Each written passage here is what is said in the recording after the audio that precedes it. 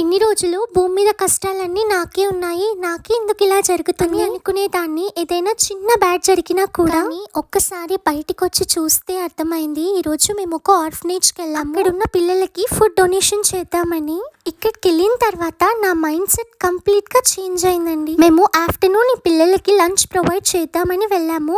మేము వెళ్ళగానే చాలా డీసెంట్ గా కూర్చున్నారు. అందరు కూడా ఒక్కొక్కరు లేచి వాళ్ళ నేమ్ వాళ్ళ గోల్ చెప్తున్నారు. వీళ్ళని చూసి చాలా చాలా బాధేసిందండి. ఎందుకంటే చాలా చిన్న పిల్లలు ఉన్నారు, యూకేజీ ఫస్ట్ క్లాస్ పిల్లలు ఉన్నారు. చాలా డీసెంట్ గా ఉన్నారండి ప్రతి ఒక్కరు కూడా. వీళ్ళని చూసి మా లిట్టు కూడా కాసేపు డీసెంట్ గా మారిపోయాడు. వీళ్ళందరికీ నేను కొన్ని మోరల్ స్టోరీస్ చెప్పానండి. ఒకటైతే నేను ఖచ్చితంగా నమ్ముతాను, గుడ్ మేనర్స్ గుడ్ ఎడ్యుకేషన్ ఉంటే ఎక్కడైనా బతికేస్తారు. గుడ్ మేనర్స్ అంటే ఏంటో వీళ్ళని చూస్తే అర్థమైంది. వీళ్ళకి ఫుడ్ ప్రొవైడ్ చేసి వెళ్ళిపోదాం అనుకున్నామండి. కాకపోతే ఇక్కడ మేనేజ్మెంట్ వాళ్ళతో మాట్లాడాము.